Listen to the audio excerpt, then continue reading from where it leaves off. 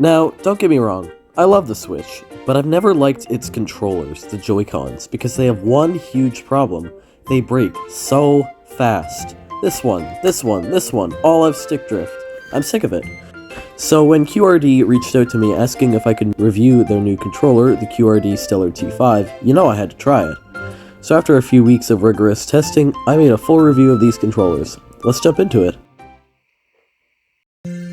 Alright, this is a page for their controller. As you can see, it's a little cheaper than a regular Switch Joy-Con set, and it looks pretty damn nice.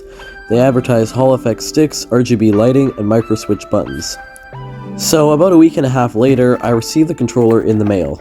Now, what you've all been waiting for, let's open up the package. Once again, full disclaimer, I was not given anything in return for reviewing this controller, and the purchase link in the description isn't an affiliate link. So yeah, this review is completely balanced, no bias or anything going on here. And after a long stretch of opening the package in the worst way possible, here it is. My first impressions is that the controller feels a lot nicer.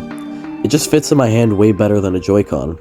The sticks do feel a little too easy to move, and the buttons are also a little too easy to press, but otherwise it feels pretty good. It came with a charge cable, an instruction manual, and a replaceable D-pad, which I've never seen in a controller before.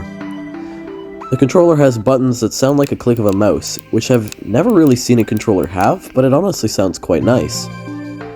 Now I'm going to spend a few weeks using this as my main controller, and we'll see what I think. Alright, 3 weeks later, I've got quite a bit of time with this one, and I've got a lot to say about it, so here we go. Now, this controller is, for the most part, a quality one.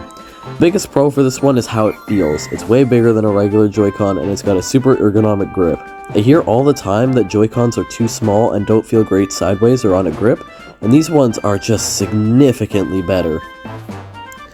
The RGB is also a nice touch. You are able to change the patterns by holding the capture and stick down button. But there are a number of issues with these controller. The big one I noticed is delay when disconnected from the console and a ways away from the TV.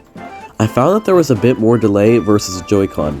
For some people, this won't matter. For me, it was a bit to get used to, though. I was playing Tetris, and it just completely messed up my movements, or occasionally when I'm playing Rocket League, I would jump too early or too late because of this delay.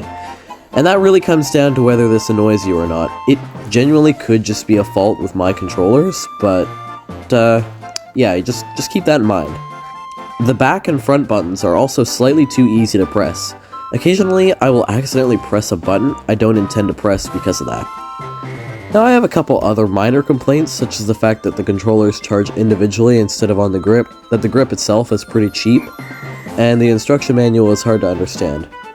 Overall, these criticisms are not that important to me and are largely overshadowed by the positive aspects.